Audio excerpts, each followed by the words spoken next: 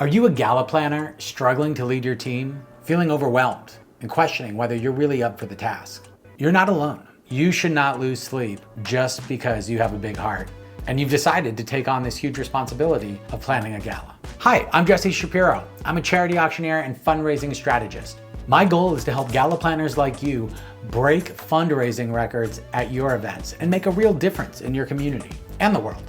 So without further ado, join me as we uncover 7 leadership secrets for gala success, inspired by some of history's greatest leaders. Number 1, you have to start with your why, your personal why.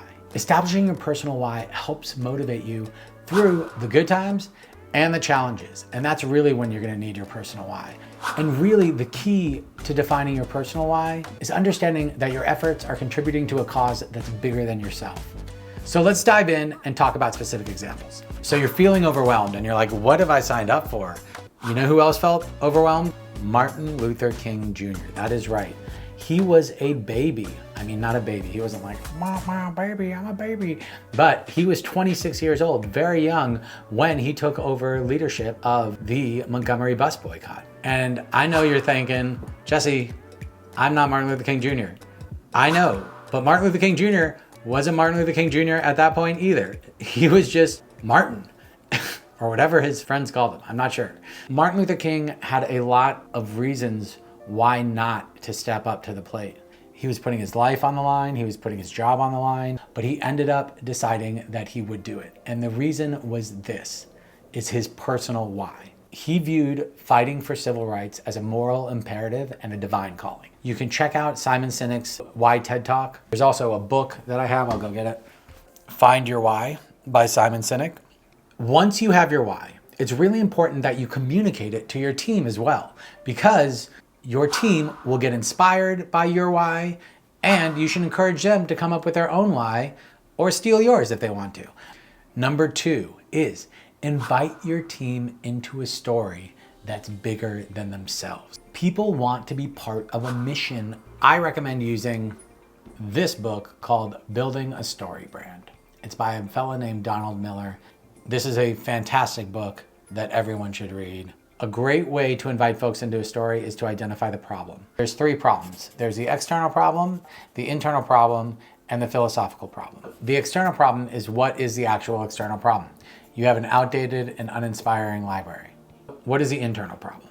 Students feel unmotivated and uninspired to use the library. They experience frustration. Then let's get to the philosophical problem. This is where it's you against the world, to pull people in and make them feel part of something bigger than themselves. We believe that every student deserves access to a modern, well-equipped library that fosters a love of learning and helps them reach their full potential. So you want to invite your team into a philosophical stand. It encourages volunteers and supporters to see the bigger picture and their role in achieving it. We are moving on to number 3. Number 3. It's time for number 3. Okay, sorry about that. You want to bake your why into your culture. So there's an example that I'd like to give. I visited an incredible nonprofit called Homeboy Industries, and they are a gang intervention program. They provide wraparound services, they provide counseling. Every morning they have a morning meeting, and you have gang members coming from all of the different gangs in Los Angeles congregating in this room for their morning meeting, who want to get out of gangs. These guys have had former beef with each other, but this place is full of positivity and love, and they start every morning meeting off with their mission statement. Today's mission statement: Homeboy Industries provides home training and support for the gang involved in previously incarcerated men and women, allowing them to redirect their life and become community members of our community. I like morning meeting because it's a positive way. It gives off positive energy. I like how we all get together and share our thoughts and our problems and our trials and tribulations. We like one big old family here at Homeboys. So what are some actionable tips from this? Start your meetings with your philosophical stand and remind folks why they're there. It's important that it's simple and it's not a 3-paragraph long mission statement.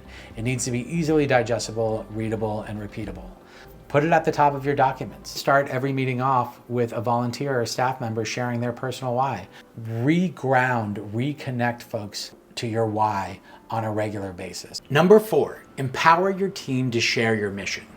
Word of mouth is so important. 42% of people find out and get involved with nonprofit organizations and causes because a friend has told them. Be clear and encourage folks to talk to their friends, family, their network about your cause. And work with your team and your volunteers and have them practice talking about it with each other so that they're comfortable having organic conversations and it's not weird for them. Number 5, unleash your team's superpowers.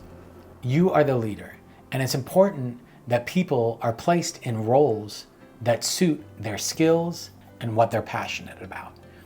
If you have someone who is an expert in marketing and loves social media and you have them as the accountant, not a good match. So make sure that you have one-on-one meetings with your volunteers and your staff to find out what they're passionate about and align those passions with their roles. Because if they're invested, the results are going to be a million times better. So someone who's amazing at this is Oprah Winfrey. That is right.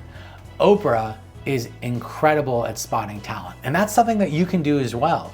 You don't have to just wait for people to volunteer. You can identify places where you need help and then identify people who would be good for that and ask whether they would be a part of the team. Be like Oprah. Oprah got sued by the cattle industry in the 1990s. Someone on her trial team was a certain gentleman named Dr. Phil.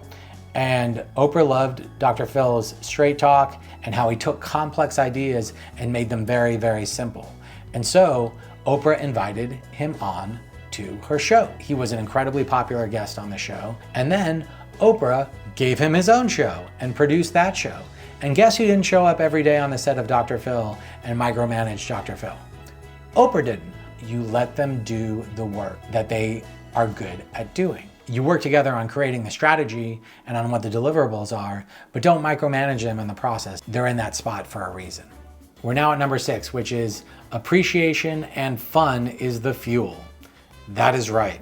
Folks, it is so important that you inject humor and fun into this process. You know who did that during one of the most dire times of this country's history? Abraham Lincoln. Abraham Lincoln was known for his sense of humor during the Civil War.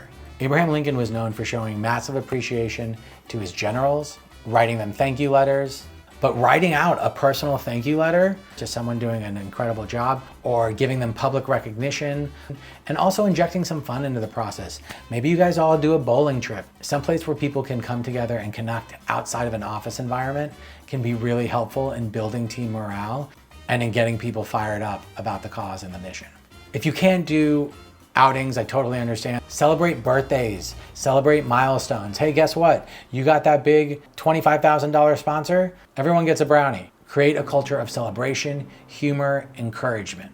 The 7th secret to leadership success is to lead by example. If something needs to get done and you're there, you should be willing to do it because it's an example to other people that the cause is most important and it's not about ego. It's about getting the job done. You know who did this incredibly well? Mother Teresa. Throughout Mother Teresa's life, she would go and tend to the most severe cases of malnutrition and of disease and bring them in and care for them herself. And she didn't expect anyone else to do it. And so it's important that you take that mindset into the work that you do and that you are willing to lead by example. So those are the 7 leadership secrets for Gala success. Let's recap. 1, know your personal why. 2, invite your team into a story. Have your philosophical stand. 3, you want to bake that why into your culture. 4, share that why. 5, unleash people's superpowers. You want to identify talent and put them in the proper roles. 6, appreciation and fun is the fuel. Make sure you say thank you. Make sure you make your meetings fun, celebrate birthdays. And lastly, of course, is lead by example. Don't be afraid to get your hands dirty. I really hope this was valuable and helpful for you and gave you some actionable insights in terms of how to up your leadership game for Gala success.